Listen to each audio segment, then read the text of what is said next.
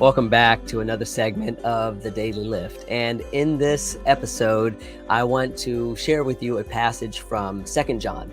And in this short letter, we have John, the beloved of Jesus, who is writing to the elect lady and her children. And he wants to encourage them and he wants to warn them. He's telling them, don't depart from the truth. Stay in the truth. He's encouraging them and warning them not to be deceived by false teachers. So, for the purpose that our joy may be made full. And in verse 12 here, John is saying, having many things to write to you, I did not wish to do so with paper and ink, but I hope to come to you and speak face to face, that our joy may be full. You know, oftentimes in our modern society, people live empty lives of quiet desperation. And we see suicide on the rise. Social media tends to alienate and disconnect. And there's often this superficial and staged life and friendships that happen because of it. And true relationships are few and far between. And many studies today show that person-to-person interaction is really what many people crave. We saw this during the COVID pandemic. John tells us here in this passage, we know how we can fill up our joy.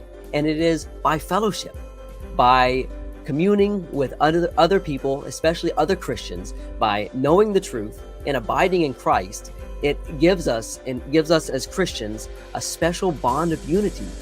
And something special happens when we meet and we spend time with one another. And that special thing that happens is joy. Joy meaning cheerfulness, exceedingly glad. This is a delight, right? This is, we are joyful despite whatever's going on around us because we have each other. And not only are we joyful, but we are full of this joy. And this word full carries the idea, the thought of cramming in to top off. If you think of what Jesus says in Luke 6:38, give and it will be given to you. Good measure, pressed down, shaken together, and running over will be put into your bosom. For the same measure that you use, it will be measured back to you. And so John is saying that our joy will be made full. And so why does he say this? Why does he say that our joy will be made full?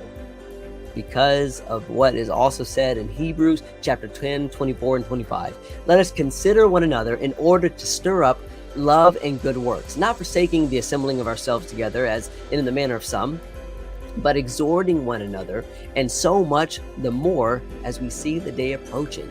See, John leaves us and the elect lady with the thought he wanted nothing more but to see her face to face and share with her in her joy and her love. And the wonderful thing about love and about joy is the more that you give, the more that you have to give.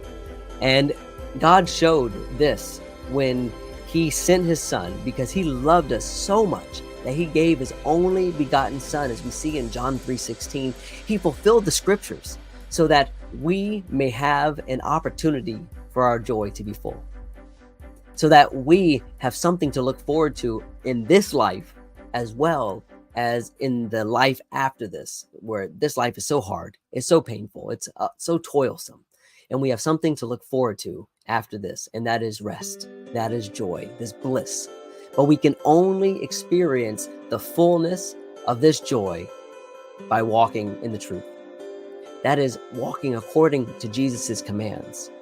So if you're not a Christian, seek his word, seek the Lord, because if you seek him, he is not far from any one of you.